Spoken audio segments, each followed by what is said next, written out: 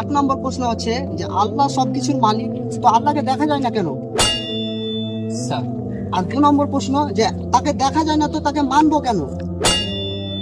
হুম আর 3 নম্বর প্রশ্ন হচ্ছে যে শয়তান তো আগুনের তৈরি আর জাহান্নামও আগুনের তৈরি, তা আগুন আগুন কেমন করে পুড়বে? আর 4 নম্বর প্রশ্ন যে আল্লাহর ইচ্ছা ছাড়া কোনো কিছু হয় না, যেমন খারাপ কাজ যত যা মানে সিগারেট খাচ্ছি, খারাপ কাজ করছি, যত যা করছি সব আল্লাহর ইচ্ছাতে হচ্ছে, তো আমরা জাহান্নামে যাবো কেন? এই চারটাই তোমার প্রশ্ন? হ্যাঁ এই চারটা প্রশ্নে যদি আমি উত্তর দিতে পারি তাহলে তুমি আল্লাহকে মেনে নেবে, তাই তো? হ্যাঁ তোমার নাম্বার 1 প্রশ্ন হচ্ছে সবকিছুর মালিক, তো তাকে কেন দেখা যায় না? হ্যাঁ নাম্বার 2, তাকে দেখা যায় না তো তাকে কেন বিশ্বাস করব? নাম্বার 3, শয়তান হচ্ছে আগুনের তৈরি আর জাহান্নাম হচ্ছে আগুনের তৈরি, শয়তানকে জাহান্নামে নিক্ষেপ করা হবে, আগুনকে আগুন কিভাবে পোড়াবে, তাই তো? নাম্বার 4, এই পৃথিবীতে আল্লাহর ইচ্ছা ছাড়া কোনো কিছুই হয় না, কিন্তু এই পৃথিবীর বুকে অসংখ্য মানুষ আল্লাহর বিরুদ্ধে চলে, যেমন তুমি এখন আল্লাহকে মানছো না, তো এটা তো আল্লাহর ইচ্ছাতেই হচ্ছে, তো তোমাকে কেন জাহান্নামে দেওয়া হবে? এই চারটা তোমার প্রশ্ন, তাই তো? এই চারটি প্রশ্ন যদি উত্তর দিতে পারি তাহলে তুমি আল্লাহকে মেনে নেবে, কথা দিচ্ছ? জি জি আর এখনই নামাজ পড়তে যাবে? হ্যাঁ ইনশাআল্লাহ। ঠিক আছে, ইনশাআল্লাহ আমি তোমার উত্তর দেওয়ার জন্য রেডি। তুমি তোমার প্রশ্নের উত্তর নেওয়ার জন্য রেডি আছো? হ্যাঁ রেডি। আচ্ছা ঠিক আছে, আমি তোমার উত্তর দিচ্ছি। তুমি ললিতা নিয়ে এসো তো।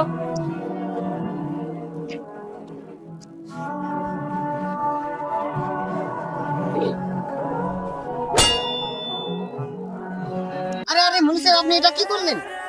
আরে কত রক্ত বের হচ্ছে, আপনার কাছে আমি জবাব চেয়েছি, এরকম করা মাথা ফাটিয়া আপনার নামে আমি বিচার দিব। আরে তোমরা শান্ত হও, এত রেগে যাচ্ছ কেন? তুমি আমার নামে বিচার দিবে কি আমার নামে নালিশ করবে, তুমি কি করবে এটা তোমার ব্যাপার, কিন্তু তোমার প্রশ্নের জাস্ট আমি উত্তর দেওয়ার চেষ্টা করেছি। এইভাবে প্রশ্নের উত্তর দেওয়া আছে? দেখো আমি তোমাকে একটু কষ্ট দিলাম, ঠিক আছে, এর ভালো করার দায়িত্ব হচ্ছে আল্লাহ, চিকিৎসা করাবে ইনশাআল্লাহ আমি। এসো তোমাকে আমি তোমার উত্তরটা বুঝিয়ে দিই, তুমি রাগ করো না খো। এই যে তোমাকে আমি ইট দিয়ে মাথায় মেরে তোমার রক্তপাত করলাম, তোমার মাথা থেকে রক্ত বের করলাম, কথাটা একটু মন দিয়ে শোনো। আমি জানছি তোমার কষ্ট হচ্ছে, ঠিক আছে, কিন্তু একটু কথাটা শোনো।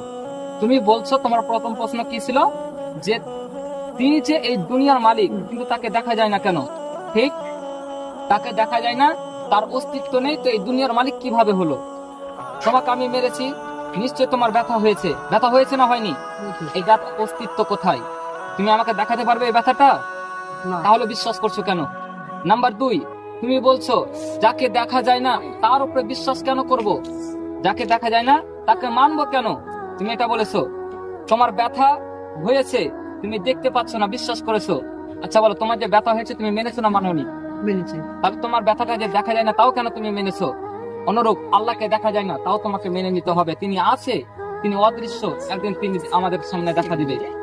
নাম্বার 3, তুমি বলেছো যে শয়তান হচ্ছে আগুনের তৈরি আর জাহান্নাম হচ্ছে আগুনের তৈরি, তো শয়তানকে জাহান্নামের ভিতরে নিক্ষেপ করা হবে, তো আগুন কিভাবে পোড়াবে?